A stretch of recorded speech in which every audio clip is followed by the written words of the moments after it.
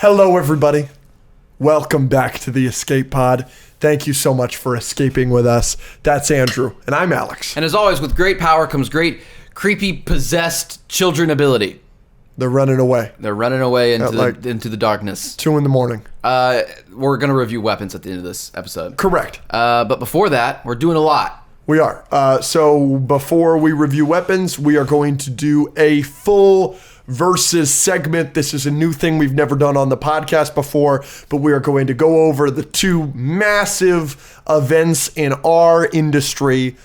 Superman, Fantastic Four, First Steps. We are going to pit them against each other because 2 goats cannot coexist. And we need to determine, according to this algorithm, or in this case, these 10 categories, which superhero film from July of 2025 is definitively better. Not good enough that we just like one more than the other. We need to decide mathematically what's better. But before we get into that, and we get into weapons, and we get into a couple little things we're going to talk about. Rubbing my crotch? I kind of did. I was choosing to ignore it. Why? Because you were rubbing your crotch, and I thought maybe you had a rash or something that I didn't want to ask about. I spilled a lot of water on my crotch, and it looks like I peed myself. Do you need to go get a paper towel? No. Maybe I should just show them. Is it noticeable? Not really, because they're Not really, because you're wearing these shiny pants. Well, I peed myself. All right. Next time I touch my crotch, you better ask me about it, or I'm going to be freaking offended. Okay. Continue. After all of that, but before we get into all of what I just went over, we're going to do a high-low Buffalo. Okay. Just update y'all about our lives. You want to go first? Shall I go Sure, first? It doesn't matter. First. Go for it. My high for this week, I mean, we had a lot going on over the past week, but the most recent one, by the time this is coming out, we can talk about this. We went to like a prop store thing. Yeah. And it was freaking sick. That was cool. There's going to be an auction in like September. Yep. And it's all movie memorabilia. Yep. And we knew of the main one. I knew of a few. But the main one is obviously Darth Vader's screen-used lightsaber from the original trilogy. It's estimated to go for $1 to $3 million. Yep. It's kind of crazy. We saw that in person. Yep. But it's the lightsaber he is using when he says, "No, I am your father." Yeah, like it's that is the lightsaber. Yeah, it's crazy. Historic. Yeah, like, it's wild. But they had a bunch of other cool stuff. They had stuff from Jurassic Park and Pirates of the Caribbean and a bunch of horror movies. And Harry Potter had the Elder Wand, had Harry's wand. Yes, they did. Had Harry a Gryffindor robe. Yep. Harry's glasses. Yep. They had the make you forget things thing from Men in Black. Men in Black. Yep. They had Toby's suit from Spider-Man 2. I was about to say, the things that they will think are cool is that they had Toby's suit from Spider-Man 2. Yeah. And they had Captain America's shield from Civil War. And they had a foam Mjolnir. They did have a foam Mjolnir for stunts. Yeah. Yeah. And Tony's suit from Iron Man. Iron like Man when 2. he's got the scarf when he's like younger at the casino, I think is where that's from. And then my favorite, they had Billy the Puppet from Saw, like the actual Billy the Puppet that his mouth can move and stuff from the movie. It was freaking sick. They had a knife from Scream. Yes. It was all very cool. It was very, very, very cool. It was very cool. So it's called Prop Store, I believe. Yes. And they're having an auction if you want to go check it out. Let me double check that actually. Pretty sure it's Prop Store. My low. Let me double check. Oh yeah, I'll shut the frick up. Let me double check. Yeah. Prop Store, you are correct. Yeah. My low is I took my car in today. Yeah. My wiper fluid no work. Yeah. Right? That makes sense. And we park under trees a lot, and I have to use my wiper fluid to like be able to see a bit. Yep. Or I just have to keep going through the car wash, and that's not sustainable. No. So I filled my washer fluid back up. I thought it was just low. My wiper fluid, sorry. And it's still no work. So then I took it into car shop. Yes. And car shop dude was like, this is going to take like 5 seconds. And he like went in, did some stuff. He like blew some air into it, try and like clear it and stuff. It no work. And he goes, yeah, this is like a part that only Toyota will have. You're going to have to like go to the dealership and get this specific nozzle replaced. So that was a low. That's annoying. You know, and maybe he's like, I could maybe find it. You could maybe find it. It's pretty easy to replace, but like it comes from them, so we would have to get it secondhand or something. I can't remember.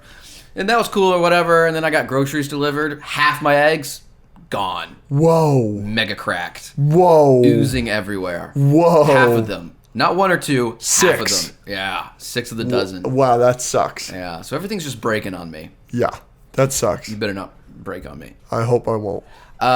Buffalo. I just had some barbecue Pringles. And they were good? I've only eaten one thing today, so I needed something to give me the energy to talk to you. Do you need to eat something to always have the energy to talk to me? Yeah, normally I'm shooting up. Right. Wow. I don't know.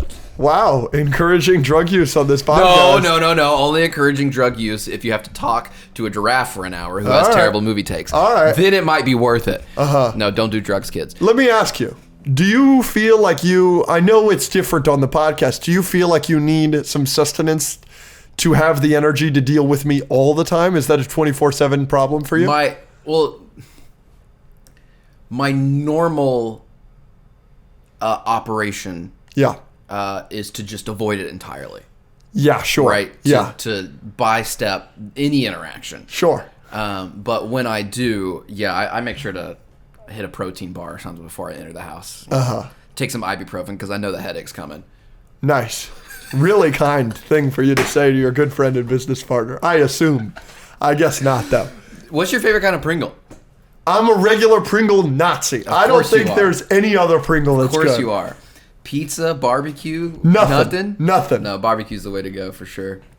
All right, I'll hop into my high-low Buffalo. My quick high, this is my mother's favorite segment that we do here on the podcast. And a quick high for me is that I did get to spend a bit of time with my mother this past week. It was my birthday last Monday, and so she came for our Fantastic Four event, and then the subsequent days after until the day before my birthday is when she flew out, and it was just wonderful. We drove down to San Diego together and back. I met you at San Diego Comic-Con to do some stuff that you guys will be seeing pretty soon. That was very exciting. It was lovely spending that time with my mom, somebody I don't get to see too much. Good seeing her and spending all that time with her.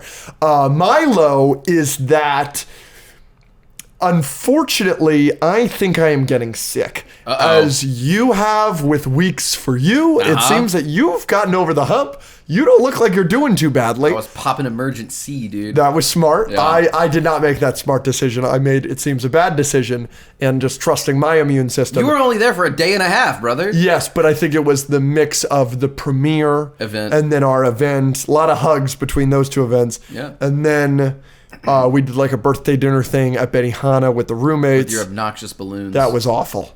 That's my low. I do not like being like...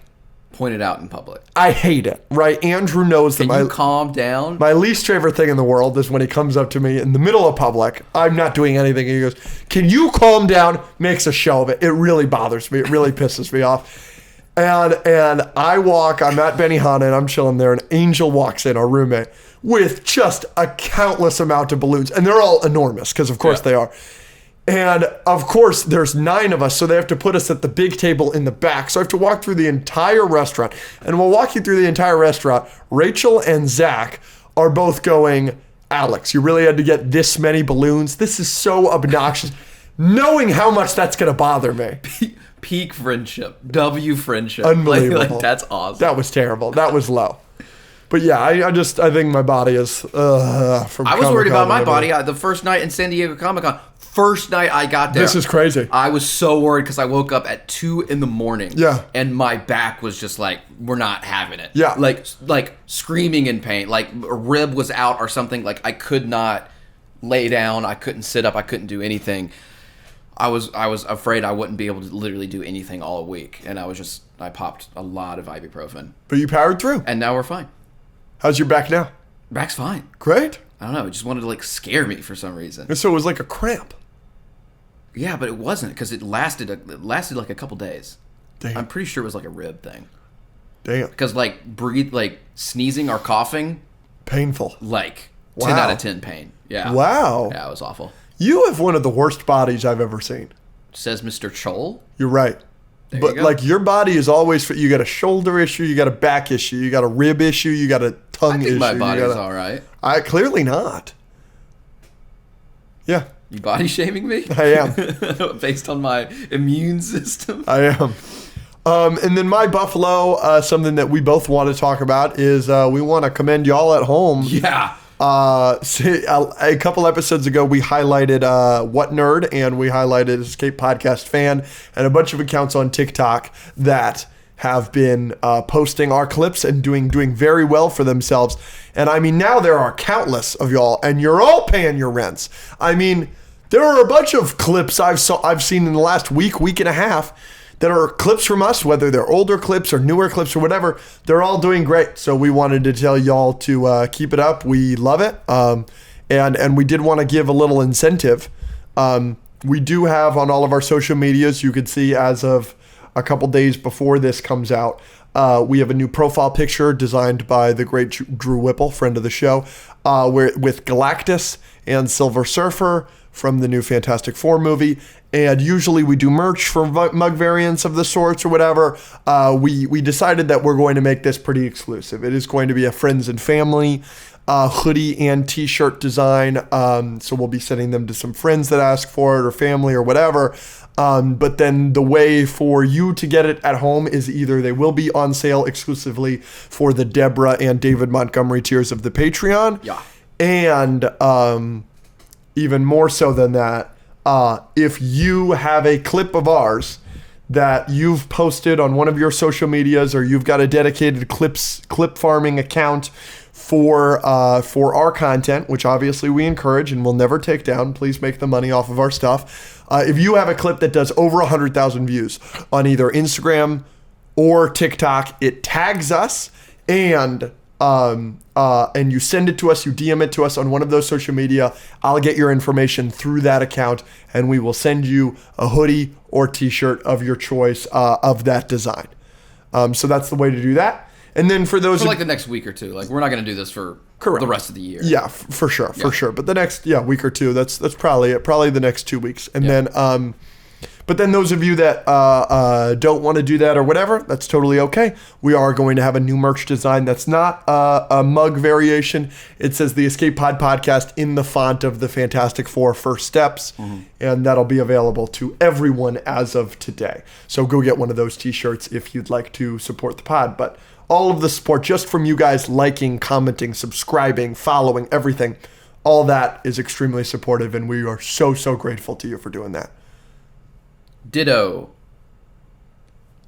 I think you yapped enough for both of us. I don't like. What do you want me to say? I don't want you to say anything. But okay, then why are you looking at me? You look fucking perturbed. Is what's my I'm fucking not problem? Perturbed. You sure? You notice how I swapped out the F word for frickin'? Yeah. That's how fast I am. Very good. Censoring myself. Have you ever cursed on accident? I mean, there's been like a handful of times where I'm like clearly trying to say something else, or I'm repeating someone else. Yeah. And I say it, but I've never been like. Actually, like, that's what I'm trying to say. You know what I mean? Yeah. Like, I tried to say sit the other day. And you said shit? Yeah. You're going to hell.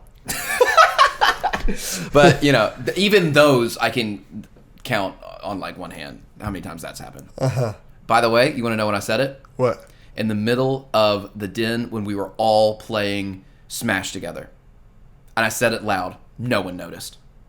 Holy shit. Yep.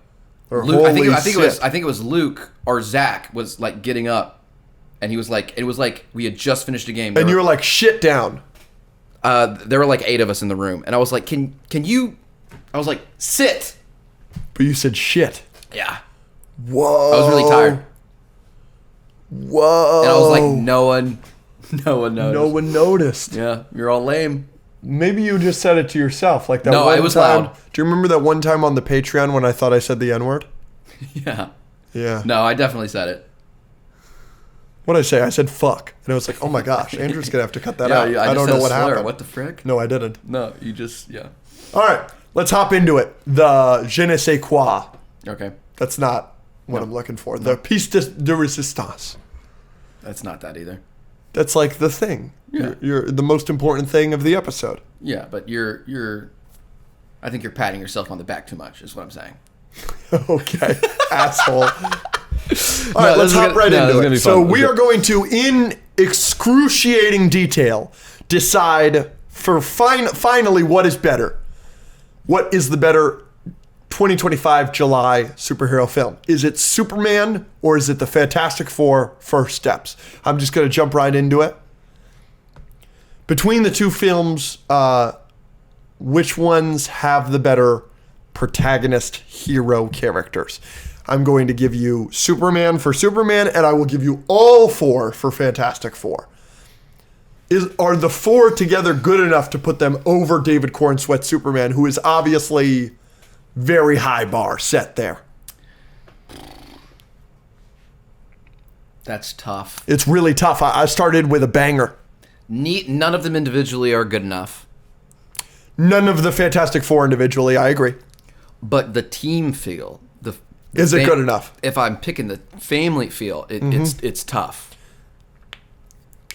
Because you have that great Superman speech at the end. Yeah, but then you've got. But then you've got the Vanessa Kirby Sue Storm speech. Not as good. I will not sacrifice my baby for this world, but I will not sacrifice this world for my baby. That's great. It's good, but it's not. But you combine that with some of the Johnny moments and some of the Reed moments. She's trying to take your nephew, kill her. Yep, that's also good. And then okay. Yeah. Oh, that's tough. I'm gonna let you answer first before I give you my answer. I don't like it. Superman. You're going Superman? Me too, baby. He's just so good. He's so expertly cast. He's so handsome. He's so great. Every little, hey, what the hey, dude? All that. He's perfect. It's good. He's great. And the speech is great. That's correct. And the Lois and Clark, you have some of that. Absolutely. Relationship. That scene's great. Yep. Next, we've got villains. Which film, Superman or Fantastic Four First Steps, has the better villains? So obviously in Superman you get Lex Luthor. Correct. And then like Ultraman and Engineer. Yeah. And then in the other one you get Magneto and Silver Surfer. Yeah. Not Magneto and Silver Surfer. Sorry, Galactus. Galactus and Silver Surfer. Sorry. You do have some more side villains as well, right? Mole Man. Sure, I wasn't talking about Fantastic Four. In Superman, like you do have Vasil Gurkos, the president of Baravia. Yeah. Obviously, the Hammer Baravia and Ultraman are the same character narratively, but they are two different forces. And the Kaiju. You have the Raptors, you have the Kaiju. There's certainly more villainous forces than in Fantastic Four. It really is just the two. Galactus is really freaking cool in that one scene. And Silver Surfer is really freaking cool in every scene. I don't like this. They're so close every single time. But I find it wildly difficult to not give it to Lex. I want to see Lex in the future so badly. I just rewatched Superman with my mother. And I'm just watching him in every single scene, and I'm thinking to myself, I cannot wait to see Nicholas Holt's Lex again. If we never see Ralph Ineson's Galactus and Julia Garner's Silver Surfer ever again, I think I'm good. Yeah, I want to see them again too, but I want to see Lex more. Again. I just think they were done so well that I'm just kind of chilling. Yeah. Like, you've done them as good as you can, I think. I mean, Silver Surfer specifically. That Galactus intro is so good. Boom! With his eyes. It's freaking sick. So sick. That movie's so good. I'm so happy, dude. I know. I'm just a happy little camper. I know, dude. It is a celebration episode. It really is. Uh-huh.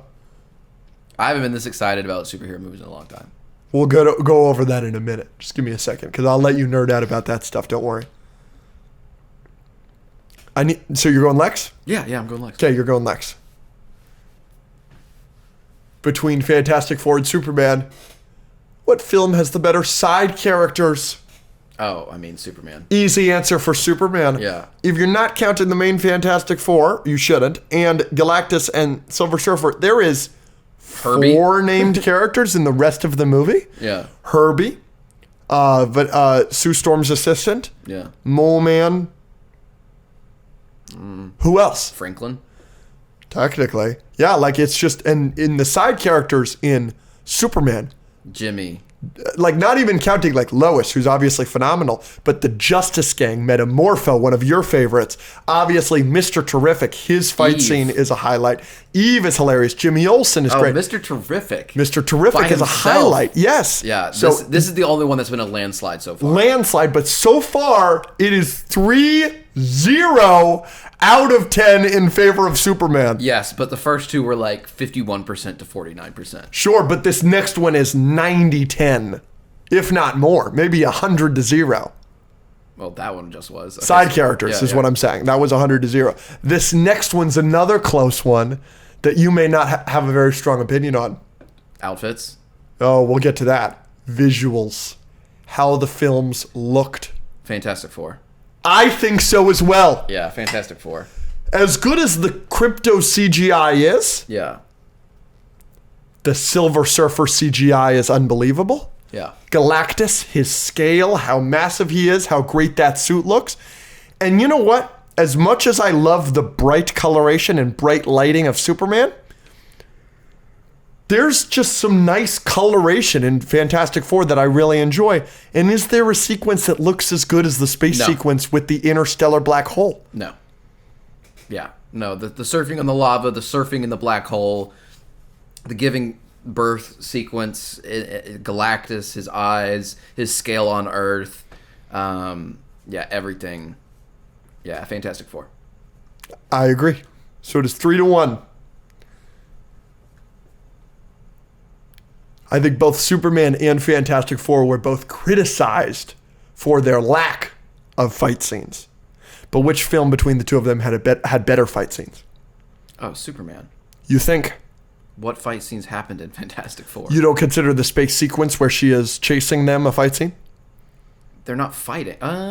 She's chasing. He's shooting at her. Then she's going through the thing. He fights her. More of a chase sequence. She throws her, and then Ben tackles her. Then you got the Galactus hand coming through.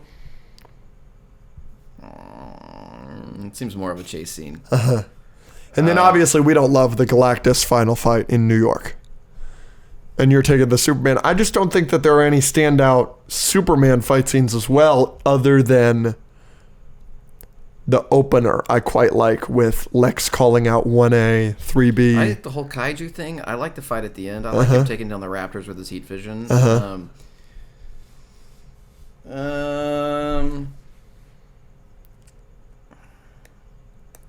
If we count the space sequence, like I said, the space sequence is one of my favorite things.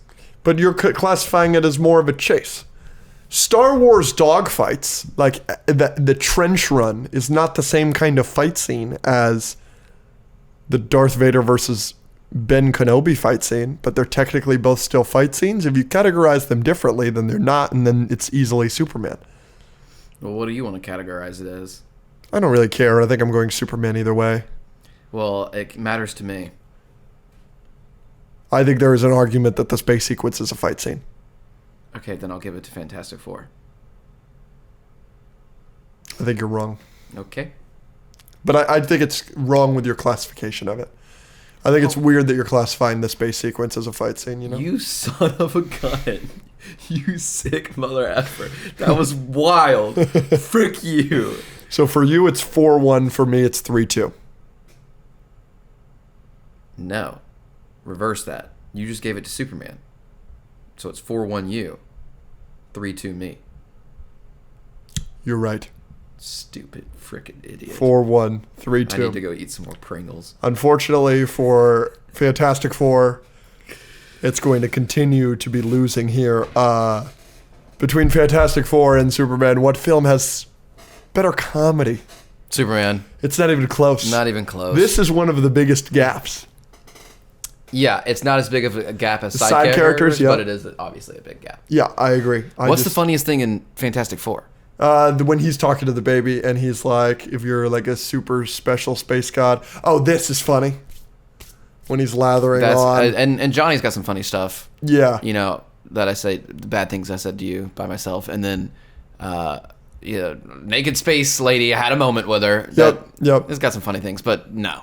Superman had me laughing out loud multiple times. I don't remember really laughing out loud too much in Fantastic Four, but Fantastic Four had me smiling pretty consistently. I mean, we were smiling pretty consistently in Superman, even when we weren't laughing. Of course, but Superman, I mean, Justice Gang, now that's a cool name. You're in. You're in. That alone wins it for Superman. You know that one specifically bothers me. Specifically irritates me. No, it's so good. There's so many good ones. Next, for me, this is a pretty easy victory for Fantastic Four, but which film, Superman or Fantastic Four, has better pacing? I think it's a win for Fantastic Four. Yeah, Fantastic Four. Fantastic Four has excellent pacing throughout the whole movie, and then it's the end that kind of starts to really lose us. But I think the pacing issue with Superman is in the middle. Yeah, no. Fantastic Four flows better for sure. Yeah. So it's 5-2 me, 6-1 you. Yeah. No, 6-2. 5-2. 5-2, 6-1. We've done 7. But I have 2 for Fantastic Four. Because I have pacing and I have visuals. Have we done 7 or 8? 1, 2, who cares? 3, Just keep up 4, with how many 5, Fantastic Four 6, get. 7. 7. So I am 5-2, and you are 3-4. 3-4. Wow. What? Yeah, because you Fight scenes, Heroes? visuals in that. Yeah, cool. But again, fight scene is like a charity. The ending. Okay, Superman. Superman has a better ending than Fantastic Four. Yeah. I think so too. Pretty clearly. So the ending is probably my favorite aspect of Superman. It's so good. It's so good. I mean, It's so good. oh my gosh. And the ending is my least favorite part of Fantastic Four, so this is a very easy one for me. Yeah, for sure. So for me, Superman has already won because it is 6. I'm at 5. For you, it's 5-3. But this is interesting. Obviously, we talked about this earlier. This is one that doesn't really matter too much to you. But the suits, I think it's clearly Fantastic Four has better suit design than Superman because I love the David Cornsweet Superman suit. I love that. And Metamorpho looks perfect. Yes. Okay? But other than those two, the suits are ass, right? Ultraman is just Night Monkey and Black Noir combined. Like, for some reason, Hawk Girl, Guy Gardner, and Mr. Terrific are all in matching jackets. The Hammer of Baravia isn't moving the needle. When all 4 of the Fantastic Four suits are great and distinct and nice in their own way, but then their spacesuits are excellent, somehow better. Their spacesuits are somehow better. And then Galactus looks perfect and Silver Surfer somehow looks the best. Bang! No, definitely Fantastic Four. Easily Fantastic Four. So I'm 5-4 right now, which is crazy. Again, one of those is a charity. But what's next? Last one? Yeah, and this one may push the needle. It may be a tie for you. Fantastic Four or Superman? Which one connects better to their larger universe? Larger story. Okay, we have to... I'm going to change this to which one makes me more excited for future things. Because I think that's more important. It's the same thing. That's essentially it's what not. I wrote. No, it's not. Rude. Because Fantastic Four connects more. Does it? It's not even in the same fucking universe. We have Doomsday coming out. It's Doom. Come on. Yeah. But Superman made me more excited. For the future. All right. So you'll go I'm Superman. giving it to Superman. So you're going 6-4 Superman. Mine is like... I might give it to Doom. So I'll be 6-4 as well. Okay. But I'm going to give it to Doom. That end credit scene is just so exciting. It's... I'm just happy, man. I'm just happy. Yeah, so let's get into, after that segment, let's get into this. How lucky were we this July? I don't... No Way Home, obviously. Yep. But, like, since Endgame, I have not been this excited about superhero movies since then. And we're so lucky because it's both. It's DC and Marvel. That's right. They both knocked it out of the park. I mean, really, I'm so happy. And so I've got a little bit of a bombshell for you right now. We just established that mathematically, Superman is a better film than Fantastic Four. Uh-huh. We also said on our past reviews that we liked Superman better than Fantastic Four. Uh-huh. Superman is my favorite film of the year. Uh-huh. Fantastic Four is my second favorite movie of this year. Wow. I don't care. I get Neysha 2 is a better movie. Sinners is a better movie. I don't care. I can't wait to see Fantastic Four again. It's incredible how good they made that movie. And how enjoyable it is and how much I care about every single one of those characters. Got a bad ending, though. Yep, it did. It loses me at the ending. That's when I take my potty break. Don't say a potty break. It's when I take my pee-pee break. It's getting worse. It's when I take my piss break. No. That's when I go relieve myself. better, I guess, if you're like a senator. I feel like that's what they say. We're so lucky. Like you said, it's the most excited I've been in years. Mm-hmm. Certainly the most. This reminds me of like, you know, when I was like a kid, like the reason I started trivia is because I freaking knew so much, you know? And like I knew so much because like I cared. I want to know that the guy is the president of Moravia and he's invading Yarhanpur. Yeah. Like I want to like give me like let me learn stuff. Like let me go watch this movie again. Yeah. Like I want to like now we got the next movies. Like I'm counting them down. Like this is freaking fun. Yep. Yeah. It's good. I gotta ask you. You don't seem yourself right now. Have you had a Snickers? You're like talking like this and a lot, and you're doing like this weird thing today, and it's throwing me off a bit. A man can't be happy. But you're being different than you usually are. And you think a Snickers is going to fix that? It was a joke in reference to the commercials where they're like, you're not being yourself. I understand that it was a joke. Okay. What I'm saying now is pointing out how bad the joke was. Nice. Are you following? Now you're yourself. You did have a Snickers? No, I just need more Pringles. 2025 we've been going over has been a huge year for superhero projects. Have we had a bad superhero movie this year in 2025? The only one that people would say is Captain America, but I don't think it's bad. It's just I don't think so either. It's just it's good. It's clearly fourth place. It's clearly fourth place. It's crazy that Thunderbolts is clearly third place. Yes, people are overglazing Thunderbolts a little bit too much. Ooh, I love Thunderbolts. I love Thunderbolts, but they are acting like it's like we had someone say that it's the best MCU movie, and people are saying that like if we say Superman is better than Thunderbolts, we're being paid. Those people are wrong. Correct. That's what I'm saying. And there are a lot of those people. Really? Yeah. There are people like what's the consensus? Fantastic Four or Thunderbolts? I thought it was Fantastic Four easily. I don't think so. Really? I think those people are wrong. I think those people are right. For me, it's Superman, Fantastic Four, Thunderbolts, big gap, Captain America 4. But then there's a huge gap between Captain America, Brave New World, and something bad like Thor, Love and Thunder, or Ant-Man and the Wasp: Quantumania. Yeah. Like Captain America 4 is easily better than those. Yes. So we're good. This is a great year. Yeah. Not to mention, I mean, we can talk about the TV shows. We've got Peacemaker later on in this year. I'm a big fan of season 1. You're not as big of a fan of season 1 as everybody else, but you still like it. Did we have Creature Commandos late last year and early this year? I'm pretty sure it was into this year. So that went into this year, and then obviously, fucking Daredevil Born Again. Oh, that was okay. That was good. Well, it's got like an 88% on Rotten Tomatoes, so most people really freaking liked it. All right. And then Invincible Season 3 was spectacular. Yeah. So we're eating. Yeah. Everyone lock the frick in, baby. No, it's time. We don't have anything for the rest of the year. That's okay. Let it build inside of you.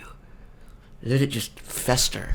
And then Supergirl and Spiderman are going to come out. And we're going to just freaking nerdgasm all over the place. It's going to be amazing. They're going to start filming Spider-Man this week. We got a Spider-Man movie next year, then we got a Spider-Man movie after that. We get Peacemaker. Yeah. We still get some good movies, even though they're not nerdy. Like, we got Avatar coming out. We have Weapons, which you'll see our review later in this episode. Yeah.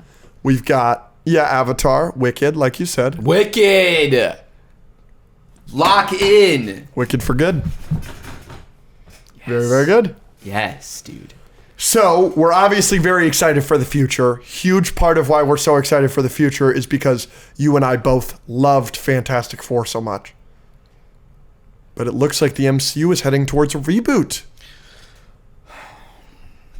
We got to talk about it. You refuse to talk about it? What's the deal? Sure, what's there to talk about? I disagree with that decision. I think we're in a good place. Where did he say this, and what did he say exactly? It would be really cool if I had it written down. Yes, but that would require you to be slightly profesh. Which we know I'm not. Not normally. Well, that's the AI overview. Refusing that. I'm not going to read that out loud. All right, here is an article from Variety, obviously very famous and respected publication. Marvel plans to recast the X-Men and eventually Tony Stark after Avengers Secret Wars, but reboot is a scary word, says Kevin Feige. In a wide-ranging conversation with press on Friday, Marvel Studios chief Kevin Feige confirmed that following the events of 2027's Avengers Secret Wars, the company will recast the superpowered mutants for its upcoming X-Men movie directed by Jake Schreier from Thunderbolts. Many of the actors who starred in the X-Men movies of the 2000s and 2010s are reprising the role. In future films,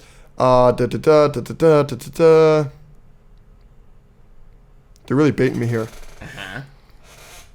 All right, we're utilizing that story not just to round out the stories we've been telling post-Endgame, just as importantly, and you can also look at the Secret Wars comics for where that takes you. It very much sets us up for the future. Feige said, Endgame literally was about endings, and Secret Wars is about beginnings.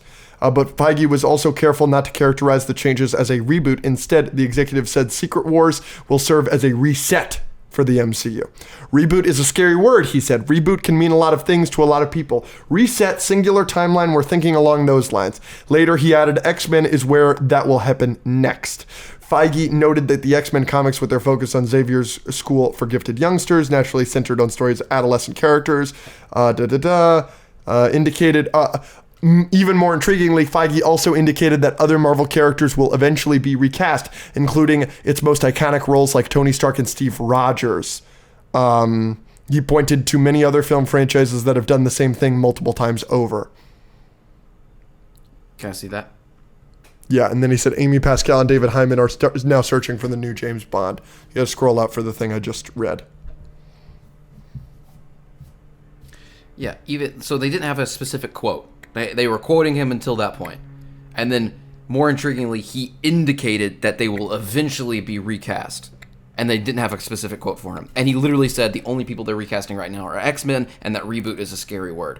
Everyone's taking this as like, oh, after Secret Wars, Tony Stark isn't going to be Robert Downey Jr. I don't believe that. Everyone needs to calm the frick down. Interesting. So your attitude towards this is calm the frick down. Yes, my attitude for that is every time anything comes out, almost every single time it's wrong.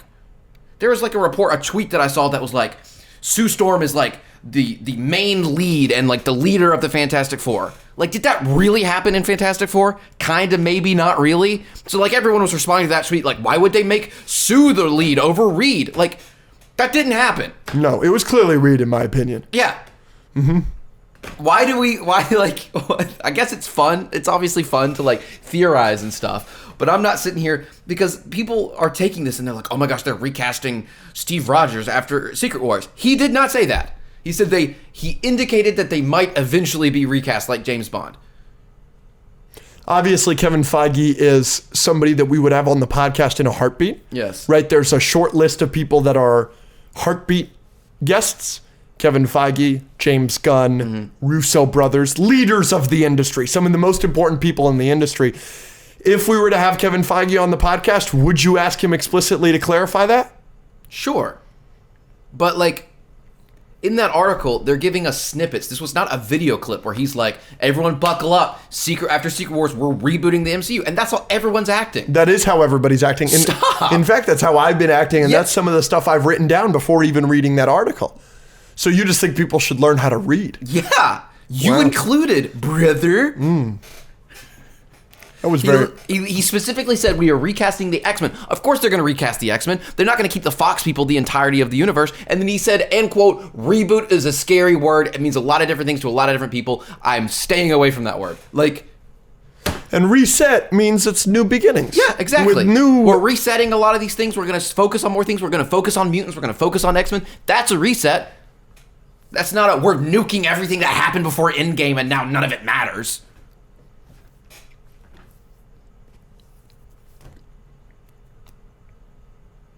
What do you think is going to happen?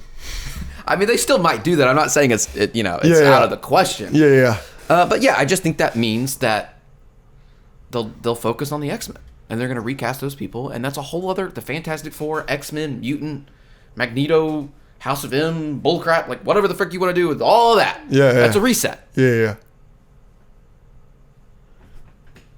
They already kind of did House of M. They did it super poorly, but they did kind of do it. Yeah.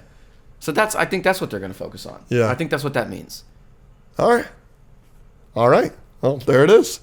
And we'll just hop in before we get into our weapons review. We'll get into our DCU and MCU questions of the day. Okay. DCU question of the day. Yes. James Gunn Smash. directed. Sorry. Hot. You know that clip? I'm sucking it. I'm sucking it. Yep. For $100 million. James Gunn. I'm sucking it. 100%. Okay, I'm sorry. James Gunn. I'm sucking it. Okay. Yep. James Gunn. Sucking it. James Gunn. Me. Sucking upon it. Please finish your question. Because I'm going to keep saying it. James Gunn directed. You got to say it. You got to be quicker than that. Okay. James Gunn directed Superman. Yeah. James Gunn did a great job directing Superman. Yes. He is a director, but he is this universe's Kevin Feige along with Peter Safran. Yeah. How many movies do you want James Gunn directing in this universe? Or do you want him to have more of a Kevin Feige producer vibe? And of the, let's say you say 5 movies you want him to direct, what are those movies? What are specific things you want him to do? You're cooking. Great question. It's a great question. I thought about this. Yeah. Okay, so no, he doesn't need to do all of them. No. Because he's not doing Supergirl. He's not doing Lanterns. He's not doing Clayface. Yeah. He's not doing the Swamp Thing. He's not doing Sergeant Rock. Right? Those are all things that we know are coming that he's not doing. He's probably not doing Brave and the Bold. He didn't direct Creature Commandos. He just wrote it.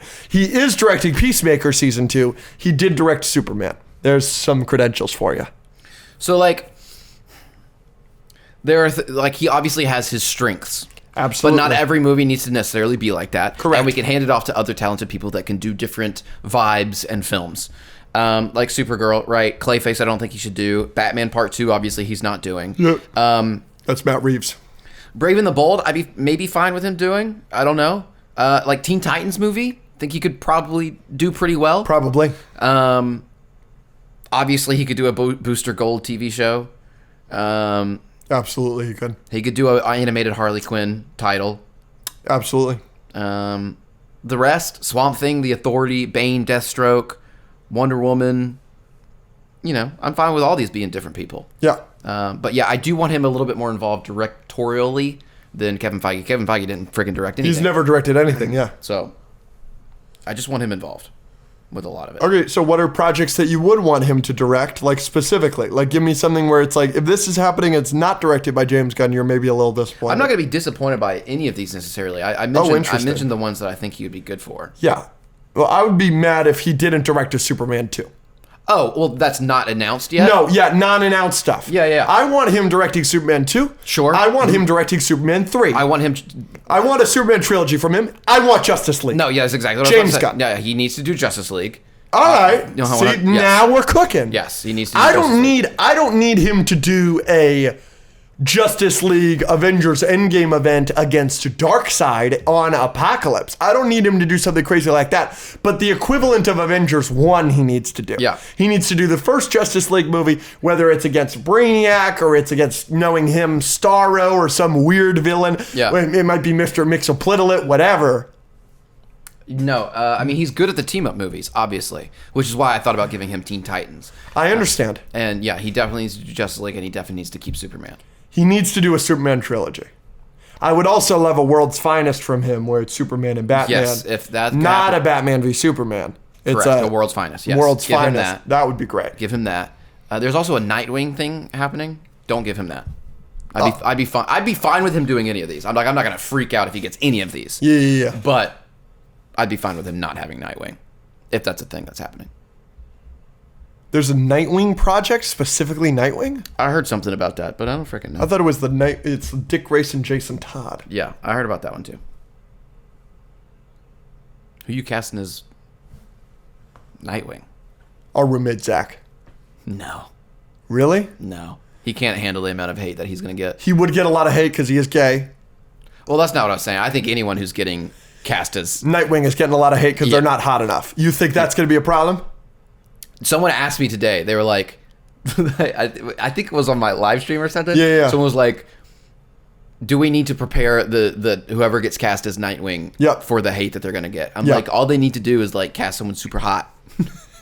But I don't think it'll matter. Like, you could cast somebody like really hot, like Xolo Maridueña, super hot guy. He's Blue Beetle, so he's not going to be Nightwing. But like, even if he got cast as Nightwing, he'd get an enormous amount of hate. Yeah. But I think Zach is a good-looking guy. No, of course he's hot.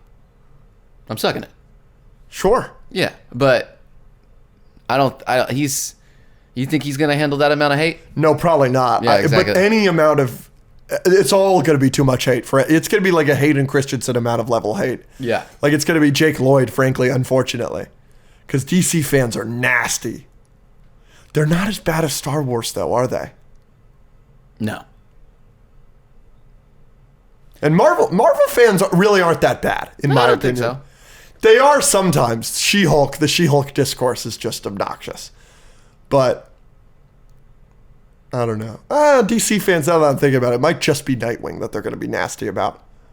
So obviously there's the Snyder fans and this and that, but like overall Star Wars is the worst. And I'm a proud member of that. Correct. Yeah. Do you think I'm a toxic Star Wars fan? Just when you talk about Hayden Christensen. All right. Fair. I'll give it to you. As the internet firmly reminded you. Absolutely. All right, MCU. MCU question of the day, baby. Come on. Lock in. This isn't nearly as good of a question as my DC one. Jake Schreier is directing the MCU X-Men movie. They are starting to cast, reportedly looking for young actors to keep the production cheap. Young, upcoming, relatively unknown actors. I think that's a great choice. Yes. Are there any characters in the X-Men franchise that need to be name actors for you? No. Really? No. So you're actively advocating for our roommate Zach Marion to be cast as Iceman? Yeah. On account of his gayness. Oh, yeah. Exactly, right? Yeah, I cooked. Yeah. You don't think Professor X needs to be a big man? There are some that I think would be better to be a big man. He would be probably number one. I think Storm could be a big Absolutely name. agreed. Cynthia Erivo type beat. She's a bit old. Yeah, but Storm's got that like mommy vibe. Yeah, you're know cooking. what I mean? You're cooking. But no, I don't think. I mean, the MCU was built off of mostly. I mean, some of these people were, but like obviously Chris Evans, Chris Hemsworth, and Robert Downey Jr. are all a lot bigger now than they were before the MCU. But Robert Downey Jr. as Iron Man was a big risk when that movie came out. Yeah. So I like that for the X-Men. I like that vibe. Mm-hmm. Yeah. Professor X, I think, needs to be somebody. Okay. Maybe a Bryan Cranston, just somebody. Dude. Somebody. And then Magneto. You need somebody for Magneto. Yeah, give them one or two star power. Like big time. Just to help. Yeah. I think that's good. Yeah. I think they killed it with the first two iterations of those characters. Mm-hmm. James McAvoy and Fassbender were relatively unknowns at the time. Yeah. And they're fabulous. They're great. Well, maybe I'm full of shit. It'll be like IRL, in real life, complimenting the screen. There'll be a parallel of Professor Charles Xavier teaching these young kids, and then a veteran actor introducing these new actors and actresses to the screen. That's cute. It's mad cute. I like that a lot, Andrew. I think you just knocked that out of the park. Are you ready to review Weapons? I am. Are you ready to review Weapons? I've been ready for freaking forever. Yeah, you've now seen this film twice. I have. All right, let's go out of 10. Weapons out of 10. 3, 2, 1. 8.5? Yeah, I'm at an 8 out of 10 as well. This movie's awesome. It's so freaking good. It's great. It's great. It's one of the better horror movies of the last 10 years. Yes. I wasn't ready to say that, but now that I thought about it, I was like, yeah. You don't like it better than Talk to Me. You like Talk to Me better? I like Talk to Me better. I might. It's close for me. It's close. Mm-hmm. There's some good jump scares in this movie. Absolutely there are. From the trailers, you don't really know what's going on. Absolutely. It's a big mystery. The way they reveal the mystery, explain the mystery. It's very exciting. The reasoning for what happens is very creepy and good. Yep. This movie makes you feel uncomfortable. This movie makes you jump. This movie, like I said when I first saw it in my screening, there were audible reactions to stuff that happens. Of course, that happened there were. Again last night. Yep. A lot of people laughed last night. Yep. It's a very funny movie. That theater laughed more than I thought the movie was funny. Okay. I thought they were laughing at stuff that I was like, this isn't funny. Interesting. Okay. But there are moments of this movie that are funny, and then there are moments where everyone in the audience was like, oh, and Yep. like, yeah. So no, it's a lot of fun. It's a lot of fun. It's a lot of fun. I want to get into some problems real quick. Okay. Because it's not a 10 out of 10. No. And I think from the trailers and the concept and the story behind Weapons, when you hear that Jordan Peele fired his entire management team because he wasn't able to make that script into a movie, I think you're sitting there with a certain expectation, and some of those expectations for me personally weren't met. I want to start out with my big negative, which is I do think the concept is way creepier and scarier than the resolution. I disagree. I don't know that they could have had a better resolution than the one they had. You're talking about the final scene. No, I'm just talking about the reasoning behind all of it. No, not good enough for me because it wasn't developed enough for me. Why? You know what I'm saying? I know why. You do? Why it happened? Yeah. Yeah. I had someone say to me during the screening last time. They said the exact same thing you did. I was like, I thought it was unbelievably obvious, and I pointed to 2 examples, and he was like, oh, yeah, you're right. All right, we'll get into spoilers in a minute. Let's talk some real positives. But it might not be enough for you. Sure. I've got some real positives for Weapons. I'm sure you've got some real positives for Weapons. It's shot very well. It looks really good. The colors are good, everything. Every performance in Weapons is top tier. That's what I was about to say. Yeah, the acting's really good. The kid does a fantastic job. Child acting is such a... Right? It's so tough because they're children. This kid is great. He's great. The kid that plays Alex is great throughout the entire movie. He was there. He was a baller last night. Yeah, he was doing interviews on the red carpet. Yeah, he was taking pictures with people. Yeah. I didn't want to do that. No. But he was great. He was great in this movie. Yeah. Julia Gardner, your GOAT, Silver Surfer. Julia Gardner is now my queen, I believe. Okay. I think she is ready. I don't have a mommy list. I don't want to have a mommy list, but I'll have a queen list maybe. She's on that. Julia Garner's great. She's one of my favorite actresses working today for sure. Obviously, I loved her in Ozark. She's now Silver Surfer. She's the lead in this. She's great. She was there last night. Breathtaking. I'm not normally looking for pictures. Yes, I don't know if I've ever gone up to someone and been like, yeah, can I have a picture? I was ready to, hey, get the frick out of my way. Hey, can I have a picture? Because she was getting swarmed last night. And you were like, are you going to make a move? And I was like, yeah, because I don't ever. I've never. Never. But I saw you. You had your phone. I was ready. I was like, okay, I got to be ready to take this picture. Yeah. No. And they got her out of there. Well, good for her because she took a couple pictures, but she was getting took her out a side door, whatever. No, Julia Gardner's my queen. She does great in this movie. One of my favorite actresses working right now. Good work. Harold Galactus. She's great. She is great. And she's great in this movie. Yeah, she is. Everybody's great. Josh Brolin is great. Benedict Wong is great. Yeah. Alden Han Solo is great. I mean, they're all great. And again, special shout out to the kid that played Alex because he is great.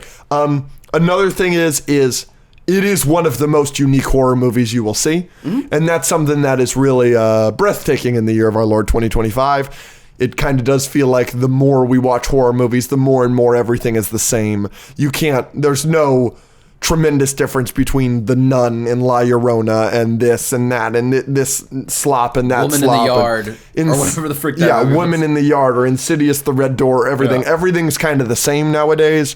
This is very... Exorcist, Believer. Yeah. This is very different. This is unlike a movie that you will see this year, next year, whatever. Zach Kreger obviously made a very unique film with Barbarian. He's 2 for 2 on this, and I've really enjoyed both. Comparing the two movies, which one do you like better, Barbarian or Weapons? I'm pretty ready to say that I enjoy Barbarian more than Weapons. That's crazy. I understand that. That's crazy. I understand that. But something about Barbarian and the lore and how it gets more unsettling as you go throughout the film. There's the line about, she's not the scariest thing in there, and then you find out what that guy is talking about. It is a good movie, though. I'm thinking about it. That is great, and there are some jump scares in Barbarian, and there are some imagery in Barbarian that I think is especially dark and gross. With Weapons, I think it's really good, but I think the concept is the strongest part, and I don't think there's. I think throughout the movie, I do want to say that the start of Weapons, I think is really slow. Yeah, the second half of Weapons is definitely better than the first half. Yes. And I thought that coming out of the first time I watched it, but then the second time I was like, everyone in here is thinking this movie is slow. Yep. But I know it's coming, and I was waiting for y'all to get to those parts because I was afraid y'all were gonna be like, what is this? Yeah. Do you understand now what I meant by like the first few minutes is the trailers? Yeah. Yeah. Which is like when you see it, you're kind of like, oh darn. Yeah. I'm with you there. I think we need to get into spoilers. Okay. All right, so spoiler warning for Weapons. Go see it before you see this. So, real quick, I want to say one negative that I didn't want to say in spoilers before we get into what we just talked about, which is, I think the scene of the kids running away at the start of the movie can be so much better, and I think it's a music choice problem. Yeah, 100%. I totally agree. In the trailers, it's so creepy. It's so much creepier because it's not that music. Right, and then in this one, it's just like a little girl doing a voiceover. And then it's a soft rock song? Yeah, it's like a ballad. Am I watching a James Gunn movie? No. Like, I was like... It was a choice for sure, but like, especially maybe if we didn't get those kinds of trailers and come in with like the trailer being our favorite part of these unexplainable kids running into the forest and it being super creepy, and then the movie starts and basically the entire trailer that you've seen is shown in the first 2 minutes of all the kids running away, and you get like a montage of that happening for 2 minutes, and there's like a ballad rock song happening in the background, and you're just like not feeling creeped out or weird about it literally at all. There's like a couple shots that are good with like a shadow or a couple of the kids at the same time, but like, no, yeah, I agree. The music definitely hurts it there. Like, serious. I was like, what are we doing here? Mm-hmm. No, I agree. Immediately I thought, wow, this movie could be too weird for its own good. Yeah, I thought that the first time too. I was a little disappointed after the first 2 minutes. Yeah. But, you know, now that you've seen the whole movie, it's not as bad. No, and it's a great movie. It's a great movie. All right, so explain to me. We're going into full deep spoilers. Sure. Ask me a question. So, I don't understand why... I don't think it's explained well enough why the witch is using the kids to feel better. I wish that was explained better. That would have been the best scene in the fucking movie if Josh Brolin goes into that basement and she's eating his fucking kid. That would have been so fucking awesome. And she's not eating the kids. The kids are all fine. So what is she doing? Well, they're not all fine. Yeah, I guess they're right. They don't talk. Right. I thought it was... that part of it did not seem like it needed an explanation to me because I felt like that would have been overkill. And I think they showed plenty instead of just telling us. So she's like taking their life force, which is what she did to the parents. Right, and the longer they're under, the more she gets because his parents still can't talk. Are cooked, yeah. And they're still being fed soup. And the kids, some of them are, some of them aren't. But then Matthew's dad, Josh Brolin, was under for a couple minutes, and he's immediately fine. Yeah. So, yeah, it seemed to me that, like, the longer you're under her voodoo spell, she's sucking your life force. And there's a scene where the kid kind of walks into her room, and she says, no talking today. And she's kind of just sitting there in the middle of a circle. I assumed that was her trying to voodoo get better in a little circle of weird witch magic. Yeah. So she just needed them in her vicinity to do that. Uh-huh. Yeah, I didn't need any more explanation than that. Okay. You understand what I'm saying? If she was eating the fucking kids, how awesome that would have been? That would be creepy, but I think there's enough creepiness in the movie where she didn't have to eat a child. But... Sure. What do you think? What's going on with the gun? Josh Brolin's gun? Yeah, there are a couple scenes that were like, now having seen it, watching it the second time, I was like still... Evan Solo explained it somehow that like... It's a metaphor for the kids being turned into weapons, but the kids don't get turned into weapons. No. They get turned into a life force juice. Yep. So it's just a giant gun in the sky with 217 on it. I'm sure there's some sort of directorial commentary that would explain that. That scene doesn't really make sense, and then I also said in the group chat with them, the scene where there's knocking on the door at Justine's house. Yes. Now that you think back on it, the first time you're watching it, it's creepy, you don't know what's going on. But now, there's not really an explanation for it. No, that's not Josh Brolin. It can't be. No. Why would it be Josh Brolin? Yeah. Someone just really ding-dong ditched her? I believe that Josh Brolin did the car. 100% he did the car. Because they show the paint, and they show him looking at it, or whatever. But, like, he's the only other person in the vicinity in that scene. So he's running up there. hitting our doorbell, writing witch, running back up there, knocking on our door, then running away again. Like, what? No way. Yeah, it's not. That's not a thing that's happening. So yeah, that was just. I feel like they put that scene in there to have some creepy, scare early, which I like for pacing reasons. But reasoning wise, at the end of the movie, yeah, and you think back on it, doesn't really. So you clearly prefer Weapons to Barbarian. I do, yes. Yeah. I like both. Yeah. Barbarian seems way more campy to me, which is good. It works for the movie, and I love the cameo in this movie, obviously. But Weapons creeped me out a little bit more, and I liked the kid story and concept and explanation a little bit more than even though that one is creepy, that guy living in his basement and having sex with, what was it? Raping like countless amounts of people. Yeah. Ooh, gross. Where terrible. he's raping his children. Yeah, and that's disgusting. what the monster is. What happens when you rape your child of your child. Yeah. Yeah, vomit inducing. Both are good movies. Yeah, that's just why I'm gonna take Barbarian right now. Is I think, first of all, I think giant Mama. Lady, gross lady is scary, very scary. Yup. Lopsided boobs. Yup. Scarier. Maybe my favorite scene is obviously the car scene from Weapons. But between the two movies, the second best scene has got to be where she jumps off the water tower. Yes, to catch her. At that point in the movie, I was like, I cannot believe what's happening. Yeah. Oh, that was so funny. Yeah, but I like that scene, and it's good. I like funny. that. Yeah, it is funny. I just like, and that how dark it is with the dad figure. It's just that's a little bit that gets me a little bit more. Sure. And an evil basement is also terrifying. Yeah. Right. With this movie, there is an evil basement, but not the same way. What's his name? Jeremy Long? Is that his name? What's his Justin name? Long. Justin Long. Yeah. Measuring out the basement. He's like, I got more square footage. No, it's a funny movie. Yeah, the acting in Weapons is great. I like in Weapons how they slowly reveal what's going on. Obviously, you're seeing the movie from a bunch of different perspectives. They make every character interesting, even like the cop guy who doesn't play that terribly of everyone in the movie. He's probably the least important. Yeah, absolutely. If I'm thinking about it. Yeah. But even they give him character traits that are interesting. The alcoholism and the prick on the finger and how he's worried that's infected, and he punches the guy and he's worried about that, and he's a flawed character. Obviously he's a flawed person. He's an alcoholic who punches a person in handcuffs and then cheats on his wife. But like they didn't need to make him that interesting, and they did. And then how that connects to the drug addict and how that connects to the house and how it all ties together at the end, I thought was very, very creative. I liked watching Thanos. Poor guy that I just reduce him to one character. Yep. What the frick is his name? I just Josh said Brolin. Josh Brolin. Slowly figuring out where the kids are. I loved that. And then obviously the Benedict Wong thing. You really like his character. You like him and his husband. And then you have to watch him brutally murder his own husband.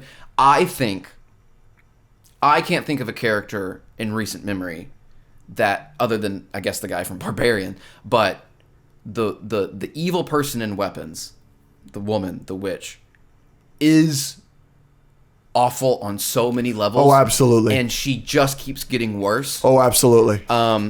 Because it's one thing to like feel like you need to force yourself to do voodoo to save your own life, right? But then to allow that to, not only are you doing that to some random person, you're doing that to your sister and her husband who brought you in to try and help you. Niece and her husband. She's Aunt Gladys to them. She's not her sister. She's older. She's her aunt. I'm 100% sure I clocked it. She says to Benedict Wong that she's the sister, but to the family, she's the aunt. It does disconnect it a little bit. At the end, they say that the kid goes to live with another aunt. Yeah, I know. So you think it's a great nicer aunt? Yeah, I think that Gladys is a great aunt. I think that the new aunt is a real aunt. Okay, anyways. It doesn't really matter. Yeah. But to do that to your family. Right. To do that to your niece or whatever is one thing. And then to enslave your nieces or your nephew, basically, to assist you in doing that. And force him to force feed your... And then to not only do that, but to force him to watch his own mother and father self-harm. Yep. These are all crazy things. Yep. And then on top of that, kidnap 17 children is insane. And then cause all of these people permanent brain damage, basically. Yep. And then on top of that, make a person kill his own husband by smashing his own face in. Like, it's awful. It's crazy that she just keeps going. She kills so many people. Oh. It's awful. It's awful. Watching, obviously, the kid have to deal with that. And then it's not just one thing she does. It's just over and over. I think she's one of the most evil characters this year, if not in the last 5. I still take Guy from Barbarian. Well, yeah, now that I remember that whole freaking thing. Right, but I definitely... She is awful. She is so awful. She is worse than a lot of characters that we've seen in horror movies. She is terrible. And... Evil Lady in Barbarian, I love her design and her acting. I didn't watch all the trailers. I don't know if she's in any of the trailers, but I went in blind on that. And when she showed up, the haircut and her attitude and how fast she can switch, and when you see her without the wig and doing her voodoo stuff and the way she treats the child, I thought her acting was amazing. That shot of her in the woods randomly, that the drug addict sees her.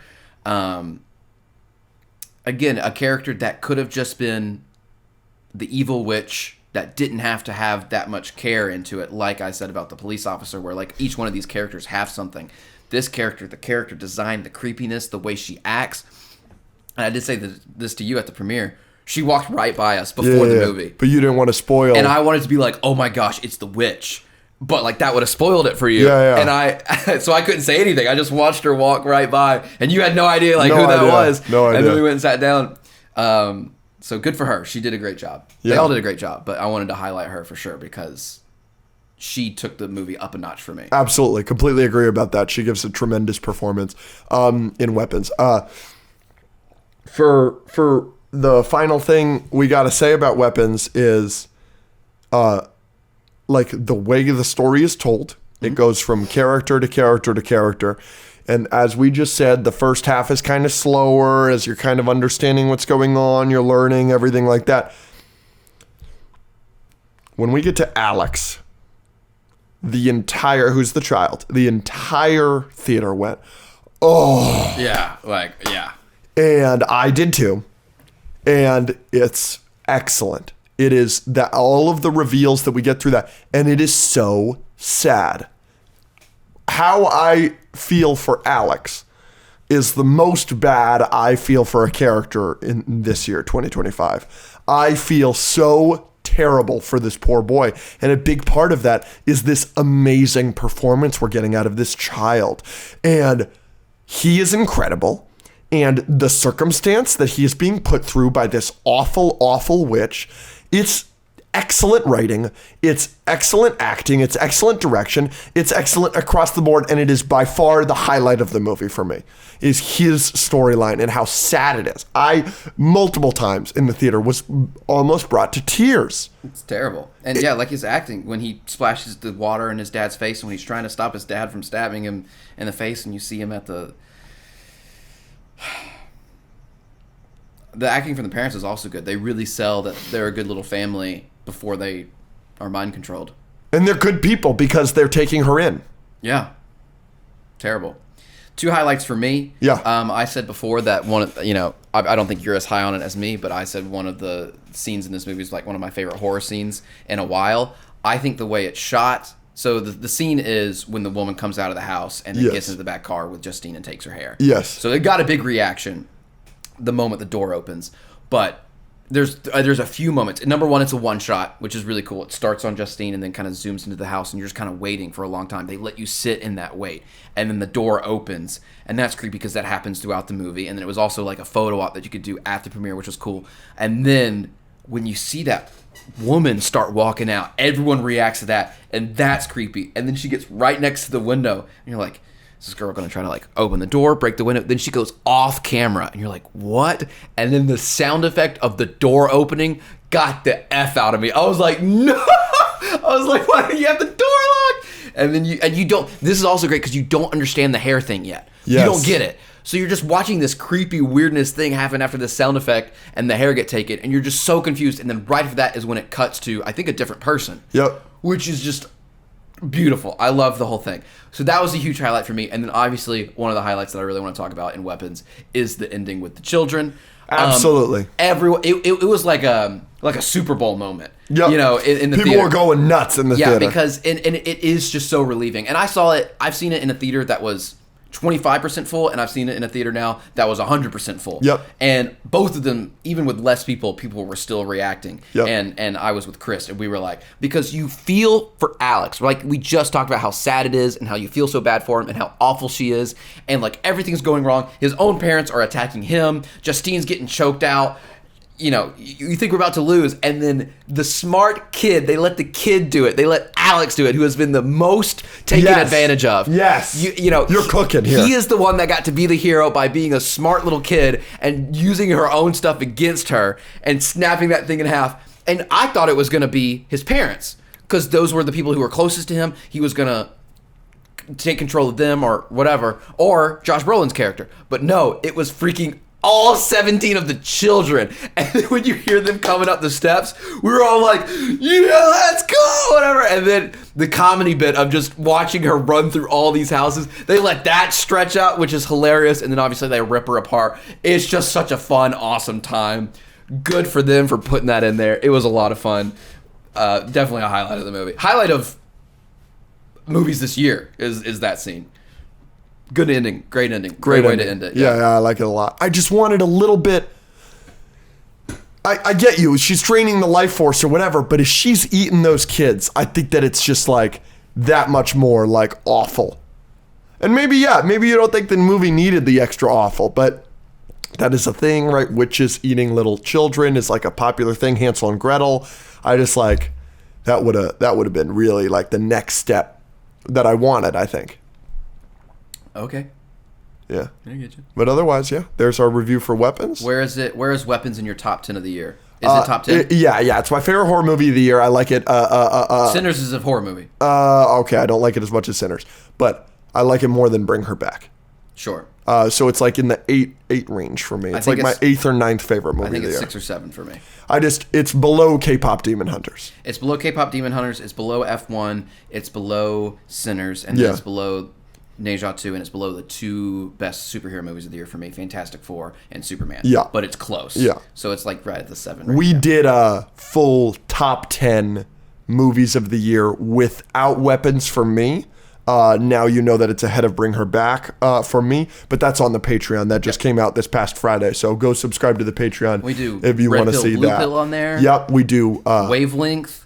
We play the 10 Mind words Meld. and 15 words game, which we played last year, and we failed at it so bad we played it for an hour and a half straight and then had to film a whole other video dedicated to it. So we brought it back because patrons were asking for us to do it. Yes. So go see if we fail again or if we nail it this time. You'll have to go see. But that was fun. So that was good stuff. That was good, but let's end off the episode a couple days ago. But when we are filming this, it is National Spider-Man Day, which is obviously a big deal.